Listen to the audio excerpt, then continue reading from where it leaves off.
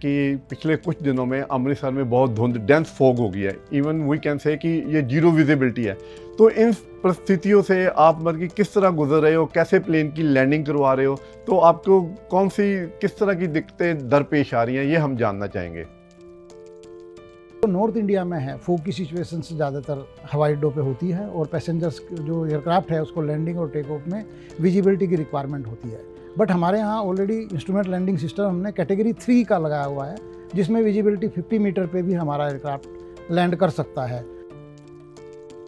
तो सर, ये जो आप बता रहे हैं ऑटोमेटिक वेदर ऑब्जर्विंग सिस्टम, ये इस एयरपोर्ट के अलावा हमारे भारतवर्ष में और भी किसी एयरपोर्ट पे इसकी इंस्टॉलेशन हुई है? अभी हम ये एग्जैक्ट फिगर हमारे पास नहीं है कि किसी और ने भी ये लगवाया है। सर, इस एयरपोर्ट के लिए फ्यूचर कोई डेवलपमेंटल या कोई एक्सपेंशन का प्लान है? जी, हमारा जो रनवे का रिकारपेटिंग हम टेकअप कर रहे हैं।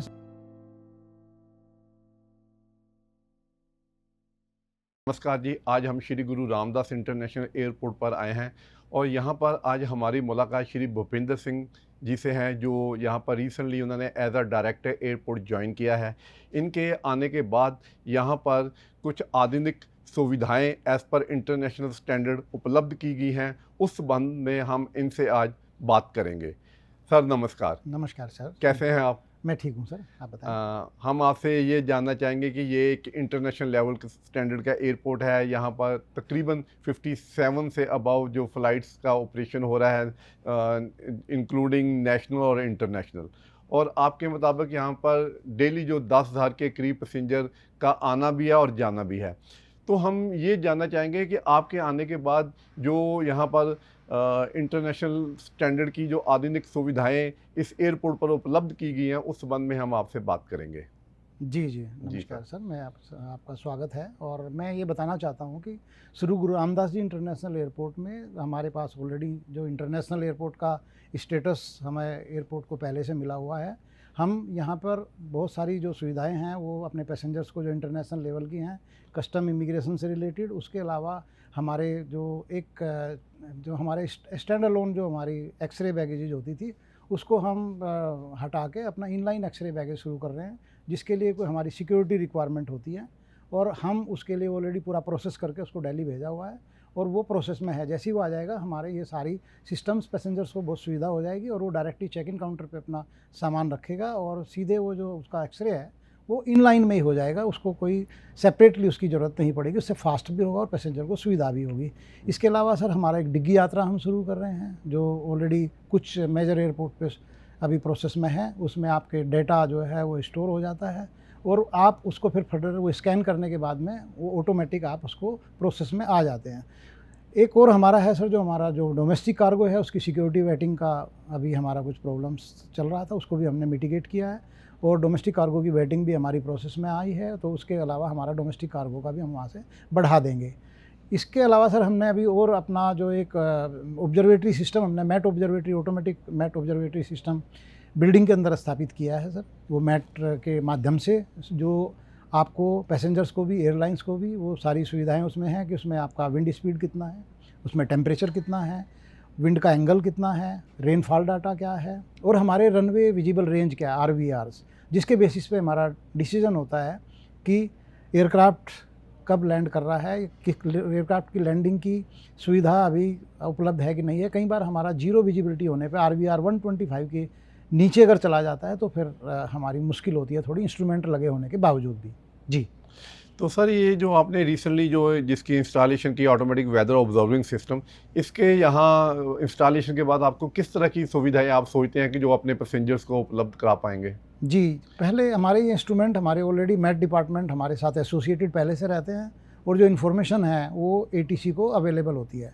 ATC में भी ऑलरेडी स्क्रीन लगी रहती है, तो जो एयरलाइंस के जितने भी लोग हैं, कब उनकी एयरलाइंस डिपार्ट कर पाएगी, पैसेंजर्स को भी जो अनाउंसमेंट वो लोग करते हैं, इंटीमेशन जो देते हैं, वो ATC के थ्रू पता चलता था। अभी हमने वो automatic and real time data के लिए जो स्क्रीन्स हैं और जो इन्फॉर्मेशन है रियल टाइम, वो हमने टर्मिनल बिल्डिंग में प्रोवाइड कर दी है। तो अब वो डिपेंडेंसी उनके ऊपर नहीं रही है, वो डायरेक्टली यहाँ देख सकते हैं। एयरलाइंस के लोग भी वहाँ देखने के बाद अपना प्लान कर सकते हैं कि क्या स्थिति है वेदर की और हमारा एयरक्राफ्ट कितनी देर में हम उसको डिपार्ट करा पाएंगे, और पैसेंजर्स भी उसके एश्योर हो सकते हैं कि अभी क्या RVR हैं, क्या हमारी विंड की वेलोसिटी है, और ये सब चीज़ें उनकी भी इंफॉर्मेशन के लिए उचित है ये चीज़ें। सर जैसे कि हमारा ये बॉर्डर टाउन है, तो काफ़ी जो जो हम दिल्ली के एयरपोर्ट देखें या और जो इंटरनेशनल एयरपोर्ट्स हैं वहाँ पर एक ILS सिस्टम होता है, इंस्ट्रूमेंट लैंडिंग सिस्टम। क्या हमारे यहाँ भी है, जो जब डेंस फॉग होती है, विजिबिलिटी जीरो लेवल पे पहुँच जाती है, तो उस परिस्थितियों में हमारे यहाँ प्लेन की लैंडिंग हो सकती है? जी, हमने इंस्ट्रूमेंट लैंडिंग सिस्टम हमारे पास अवेलेबल है, और चूँकि जो नॉर्थ इंडिया में है, फॉग की सिचुएशन से ज़्यादातर हवाई अड्डों पे होती है, और पैसेंजर्स जो एयरक्राफ्ट है उसको लैंडिंग और टेक ऑफ में विजिबिलिटी की रिक्वायरमेंट होती है। बट हमारे यहाँ ऑलरेडी इंस्ट्रूमेंट लैंडिंग सिस्टम हमने कैटेगरी 3 का लगाया हुआ है, जिसमें विजिबिलिटी 50 मीटर पे भी हमारा एयरक्राफ्ट लैंड कर सकता है। उसमें हमारा अप्रोच लाइट्स लगी होती हैं लगभग 900 मीटर तक, और हमारा इंस्ट्रूमेंट लैंडिंग सिस्टम होता है जो एयरक्राफ्ट को गाइड करता है कि सेंटर लाइन रनवे की कहाँ है, और उसके अकॉर्डिंग वो एयरक्राफ्ट को डायरेक्शन दे के वहाँ एयरक्राफ्ट तक रनवे तक लेके आता है, जिससे कि उसको विजिबिलिटी की प्रॉब्लम नहीं होती, और थ्रू इंस्ट्रूमेंट आ जाता है। इसको इंस्ट्रूमेंट लैंडिंग सिस्टम इसीलिए भी बोला जाता है। ओके। तो सर ये जो आप बता रहे हैं ऑटोमेटिक वेदर ऑब्जर्विंग सिस्टम, ये इस एयरपोर्ट के अलावा हमारे भारतवर्ष में और भी किसी एयरपोर्ट पे इसकी इंस्टॉलेशन हुई है? अभी ये मेट डिपार्टमेंट के हमने माध्यम से यहाँ लगवाया है सर, और अभी हम ये एग्जैक्ट फिगर हमारे पास नहीं है कि किसी और ने भी ये लगवाया है, बट ये रिसेंटली डेवलपमेंट है, और इसको हमने अपने यहाँ इसको इंस्टॉल करवाया, चूँकि ये रिक्वायरमेंट है सर एयरपोर्ट की, पैसेंजर की भी और एयरलाइंस के लिए भी। ओके सर, ये हमारा जो पंजाब है इसकी एक हिस्ट्री रही है पास्ट में, ये एक डिस्टर्ब स्टेट थी। तो यहाँ पर कुछ जो पास्ट हिस्ट्री है इसमें यहाँ पर हाईजैकिंग के कुछ इंसिडेंट हुए हैं। तो हम आपसे ये जानना चाहेंगे कि हमारे यहाँ सेफ्टी मेजर और जो एंटी हाईजैकिंग कुछ सिस्टम ऐसा है कि हम इतने समक्ष हैं कि अगर कोई ऐसा कुछ होता है तो हम काउंटर कर सकते हैं इन चीज़ों को? जी, जो हमारा श्री गुरु रामदास जी जो इंटरनेशनल एयरपोर्ट पे जो सिक्योरिटी है वो इंटैक्ट है। यहाँ की सिक्योरिटी CSF के हाथों में हमने दी हुई है, और जो हमारे पूरी राउंड दी अपनी जो बाउंड्री वाल है उसके ऊपर हमारे चेक पोस्ट बने हुए हैं, वाच टावर्स हैं। हर बिल्डिंग के हर कॉर्नर पर, हर गेट एंट्री पर CSF जो है वो 24/7 with equipped weapons and everything वो अवेलेबल हैं। लगभग 560 के पास हमारी स्ट्रेंथ है, जो राउंड द क्लॉक 24/7 अपने एयरपोर्ट की सुरक्षा में जो है ना वो लगी हुई है। और कोई भी थ्रेट के लिए, कोई भी चैलेंज के लिए हम हमेशा तैयार हैं। और एंटी हाईजैकिंग का जहाँ तक आपने क्वेश्चन किया है, एंटी हाईजैकिंग की हम एक्सरसाइज भी करते रहते हैं, और उनके एंटी हाईजैकिंग की एक कमेटी बनी हुई है, सेंट्रल गवर्नमेंट ने उनको निर्धारित किया हुआ है। DC साहब उसके चेयरमैन होते हैं, और इनकी एक्सरसाइज भी हम मॉक ड्रिल उसकी करते रहते हैं, सो दैट हम प्रिपेयर्ड रहें कि कोई अगर इवेंचुअली ऐसी सिचुएशन आ जाती है तो हम उसको कैसे फेस कर सकते हैं। तो ये एक्सरसाइज हम करते रहते हैं। और as far as international airport हमारा जो अमृतसर का है, ये सेफ़ और सुरक्षित है सिक्योरिटी के पॉइंट ऑफ से। हमने पूरी जो अपने प्रबंध हैं वो पूरे किए हुए हैं। सर पीछे हमने देखा है कि जब कोई दुबई से फ़्लाइट आती है, कुछ इंटरनेशनल पैसेंजर से आपने जो गोल्ड स्मगल करके आ रहे थे आपने डिटेक्ट किया और उनको पकड़ भी लिया।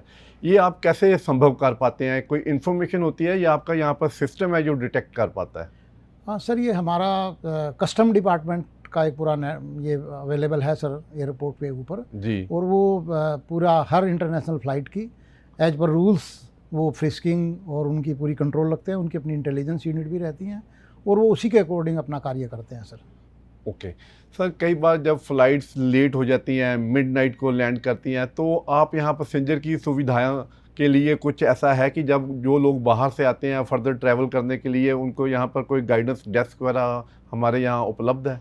जी, ये हमारा पैसेंजर फैसिलिटेशन का जो वो प्राइम बहुत कंसर्न है और हम चाहते हैं कि जो अपना अमृतसर एयरपोर्ट पे जो भी पैसेंजर आएँ उनको किसी को असुविधा ना हो, गाइडेंस प्रॉपर हो। तो हमने अपने हेल्प डेस्क स्थापित किए हुए हैं अराइवल के अंदर भी और डिपार्चर के अंदर भी। हमारे 24/7 वहाँ नंबर्स भी लगे हुए हैं। हमारे ड्यूटी टर्मिनल मैनेजर भी हैं सर, उनके भी हमने नंबर डिस्प्ले किए हुए हैं। एक हेल्पलाइन नंबर भी हमने इशू किया है कि अगर फॉग की सिचुएशन में कोई फ़्लाइट कैंसिल हो रही है, कोई फ़्लाइट अगर डाइवर्ट हो रही है या कोई फ़्लाइट अगर डिले भी हो रही है तो उसके बारे में वो अपनी इन्फॉर्मेशंस और सूचना एडवांस में उनको मिल सकती है, सो दैट वो अपना ट्रैवल उसी के अकॉर्डिंग प्लान कर लें।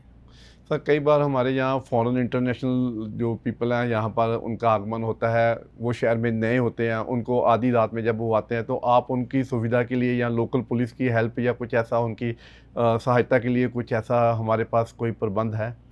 सर जो इंटरनेशनल पैसेंजर्स भी आते हैं ऑलरेडी काफ़ी हमारी फ़्लाइट्स इंटरनेशनल फ़्लाइट्स वो नाइट में ही हैं सर। जी। तो उसके लिए हमारा जो इंटरनल सिस्टम है उसमें हमारा CISF वो बिल्डिंग की सुरक्षा के लिए अवेलेबल है। और जो हमारी हेल्प डेस्क हैं, अगर उनको कोई रिक्वायरमेंट होती है, कहीं उनको कॉल करना है, कहीं उनको गाइडेंस चाहिए, तो वो हमारे पास आते हैं। उसके अलावा जो यहाँ पे टूरिज़्म डिपार्टमेंट है सर पंजाब गवर्नमेंट के, उनके भी काउंटर्स हैं, वो भी उन लोगों को टूरिज़्म डिपार्टमेंट के पॉइंट ऑफ व्यू से वो भी उनको गाइड करते हैं। और उसके अलावा अगर उनको कोई रिक्वायरमेंट इसके अलावा भी अगर उनको आती है तो हम उनको हमेशा गाइड करने की कोशिश करते हैं। कोई भी उनकी रिक्वायरमेंट होती है उसको फुलफ़िल करने की कोशिश करते हैं।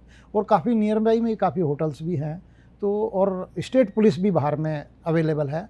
उनका भी एक जो उसके ऊपर अपनी गार्डिंग रहती है उनकी, तो ऐसा कोई सिक्योरिटी का कोई इशू नहीं है सर इंटरनेशनल पैसेंजर। सर इस एयरपोर्ट के लिए फ्यूचर कोई डेवलपमेंटल या कोई एक्सपेंशन का प्लान है?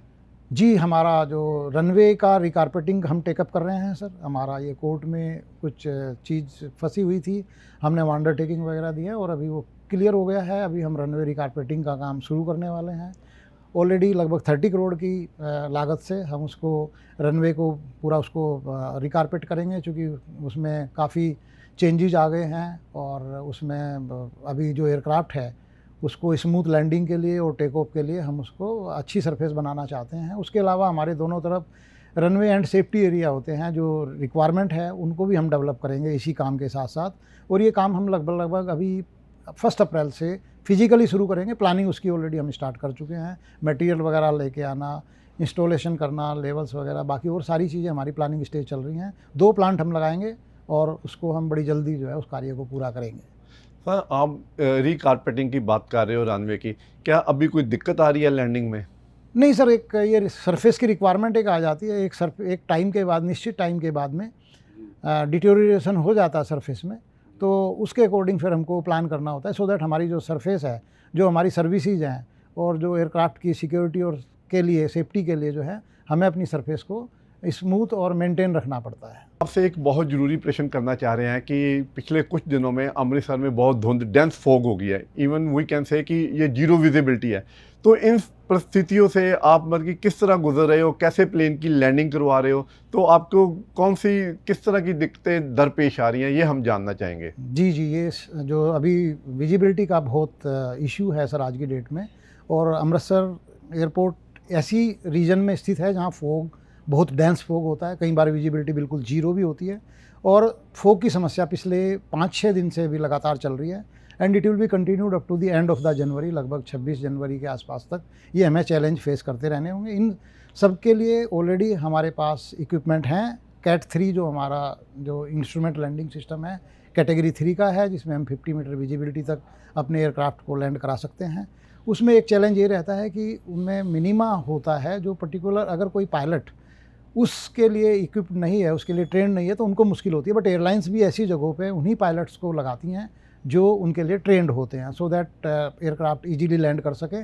फॉग की समस्या के लिए कई बार फ़्लाइट जो है डिले भी होती हैं, फ़्लाइट कैंसिल भी होती हैं, पैसेंजर्स कई बार स्टैंडर्ड पोजीशन में भी आ जाते हैं, डिले होने के कारण ज़्यादा संख्या में पैसेंजर्स एयरपोर्ट पे आ जाते हैं। तो उसके लिए सर हमने एयरलाइंस से पूरा अपने स्टेक होल्डर से पहले ही ऑलरेडी फॉग प्रिपरेशन को लेकर पूरा मीटिंग किया था एयरपोर्ट लेवल पे। हमारी जो SOP है उसको हमने 1-to-1 इम्प्लीमेंट किया, अपने पूरे जो एक फैक्टर्स हैं उसको चेक किया कि हम कितने प्रिपेयर हैं और कहाँ हमारी अगर कोई कमी है तो उसको हमने उसको एडवांस में उसको कंप्लीट किया, दूर किया उसको। उसके अलावा सर हमारा एक कंट्रोल रूम हमने स्थापित किया है, जिसमें हम फॉग का एक नंबर भी है हमारा, जो पैसेंजर्स भी उस पर कॉल करते हैं, और हम लगातार एयरलाइंस के टच में रहते हैं। हमने एडिशनल अपने मैन पावर भी बढ़ाई है। वॉशरूम्स वगैरह की अगर समस्या में चैलेंज आता है, पैसेंजर्स स्टे SHA में ज़्यादा इकट्ठे हो जाते हैं, या कोई जो छोटे बच्चे हैं और ओल्ड एज के लोग हैं सर, उनको हम कैसे हेल्प कर सकते हैं। एट द सेम टाइम हम एयरलाइंस के साथ भी टच में रहते हैं कि कोई किसी पैसेंजर्स को इनकन्वीनियंस नहीं हो। सभी को अगर डिले हो रहा है तो खाने का प्रबंध, चाय का प्रबंध, पानी का प्रबंध सब हो। और अगर एडिशनल चेयर की भी व्यवस्था हमने करनी पड़ती है तो हमने एडिशनल चेयर भी हम SHA में लगाते हैं, सो दैट सभी पैसेंजर्स को जो है ना, ये फोग के कारण अगर कोई विलम्ब हो रहा है फ़्लाइट में तो उनको अकोमोडेट हम कर सकें, उनको हम फैसिलिटेट कर सकें। ये थोड़ा चैलेंज का है। कई बार 125 अगर RVR होती है तो एयरक्राफ्ट जो है ना उसको टेक ऑफ करने में समस्या रहती है। 125 RVR होने के ऊपर में हम एयरक्राफ्ट को टेक ऑफ करा सकते हैं। एट द सेम टाइम जब लैंडिंग में होता है तो लैंडिंग में 75 RVR में हमारा एयरक्राफ्ट लैंड कर जाता है। तो ये कुछ चैलेंजेस हैं स्टिल अपना पूरा हमारा इंस्ट्रूमेंट लैंडिंग सिस्टम लगा होने के बावजूद भी, क्योंकि विजिबिलिटी जो है ना 50 मीटर और 0 मीटर के होती है तो चैलेंज होता है एयरक्राफ्ट को लैंडिंग कराने के लिए। But we are fully prepared and equipped with the fog challenges. और अमृतसर एयरपोर्ट पे हम बहुत ही अच्छे से स्मूथली अभी अपना ये ऑपरेशन हैंडल कर रहे हैं। सर रिसेंटली देखा गया कि इंडिगो एयरलाइन में कुछ उनके इश्यूज जो रेज हो गए थे, उनकी वजह से जो यहाँ के जो पैसेंजर थे उनको काफ़ी मुश्किलों का सामना करना पड़ा और हर एक एयरपोर्ट पर एक क्योस पैदा हो गया था।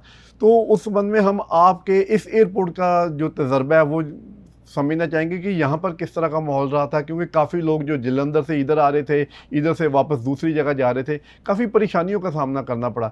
क्या अभी भी परिस्थितियाँ उसी तरह हैं कि बदलाव आ गया उनमें? जी, इंडिगो का चैलेंज था और वो एविएशन के लिए काफ़ी चैलेंज रहा है पिछले दिनों, क्योंकि कुछ जो रूल्स थे जिनकी वजह से जो उनके पायलट्स थे उनके ड्यूटी आवर्स को लेके और उनकी फ्रीक्वेंसी जो थी फ़्लाइट्स मूवमेंट की वो कम हुई थी। फिर फ़्लाइट कैंसिल हुई तो पैसेंजर्स एयरक्राफ्ट ग्राउंडेड और पैसेंजर्स जो है ना टर्मिनल बिल्डिंग में रुके रहे काफ़ी स्थितियों तक। बैगेज की भी कई बार समस्या आई। तो अमृतसर एयरपोर्ट भी उससे अछूता नहीं रहा है। बट हमने काफ़ी 3 तारीख के बाद से जो चैलेंजेज आए थे वो इनिशियल 3-4 डेज थोड़े चैलेंजिंग थे, बट धीरे धीरे स्थितियाँ नॉर्मल हुई। फ़्लाइट कैंसिलेशन स्लोली उसके बाद कम हुए हैं। 10-11 तारीख के आसपास से और कम होने शुरू हुए थे और अभी लगभग ऑलमोस्ट नॉर्मल स्थिति आ गई है। और उस टाइम हमने अपना पूरा कंट्रोल रूम भी स्थापित करके रखा था।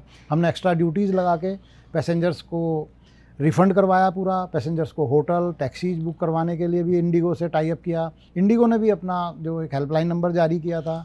इंडिगो के स्टाफ के साथ एयरपोर्ट जो अथॉरिटी हैं, airport authority of India Amritsar airport ने काफ़ी कोऑर्डिनेशन के साथ में पैसेंजर को फैसिलिटेट करने की कोशिश की, सो दैट उनके दुख को कम किया जा सके, उनके चैलेंजेस को, और उनकी अगर कोई समस्या है तो उसका निवारण किस तरीके से हम कर सकते हैं उसमें हमने काफ़ी काम किया है। और हम राउंड द क्लॉक पैसेंजर्स को कोऑपरेट हमने सोशल मीडिया को भी एक्टिव किया काफ़ी, कि कोई अगर फ़्लाइट अब अपनी कैंसिल हो रही हैं या फ़्लाइट में कोई डिले हो रही है तो उसकी एडवांस इन्फॉर्मेशन, सो दैट वो अपने घरों से नहीं आ पाएँ और जब फ़्लाइट का टाइम हो तभी निकलें, सो दैट उनको कोई इनकन्वीनियंसी ज़्यादा ना हो। इन सब चीज़ों का ध्यान रखते हुए हमने अपना प्लानिंग किया है और काफ़ी अभी स्मूथ हो गया है और अभी लगभग स्थिति नॉर्मल है। वो सब चीज़ें चूँकि उनमें उनको रिलैक्स भी किया गया है कुछ रूल्स को अभी, तो अभी स्थिति आप नॉर्मल कह सकते हैं। और पैसेंजर्स जो अमृतसर एयरपोर्ट जो श्री गुरु रामदास जी इंटरनेशनल एयरपोर्ट पे वो अपना नॉर्मल फ्लो के साथ नॉर्मली अपना प्लान कर सकते हैं सभी पैसेंजर्स। कहा जा रहा है कि उन दिनों में काफ़ी लोगों की शादियां रद्द हो गई, क्या ये ठीक बात है? जी, चूँकि फ़्लाइटें काफ़ी कैंसिल्स हुई हैं और अवेलेबल भी नहीं थी। काफ़ी फ़्लाइटें ग्राउंडेड होने की वजह से लोगों के फ़्लाइट कैंसिलेशन हुए तो ट्रैवल कैंसिलेशन हुए। तो जो दूसरे डेस्टिनेशंस पे शादी अटेंड करने जा रहे थे या अपनी ही शादी अटेंड करने जा रहे थे, ऐसा भी मीडिया में हमने सुनने को मिला है कि वो नहीं जा पाए हैं। कुछ लोगों ने वेबिनार के ज़रिए उनको अटेंड किया है अपने फंक्शंस को। सो ये हुआ है, ये मीडिया की खबरों से हमको पता चला है। थैंक यू सर, आपका बहुत बहुत धन्यवाद, आपने हमें अपना बहुमूल्य समय दिया। बहुत थैंक यू सर। आपका भी बहुत बहुत शुक्रिया, धन्यवाद सर, थैंक यू।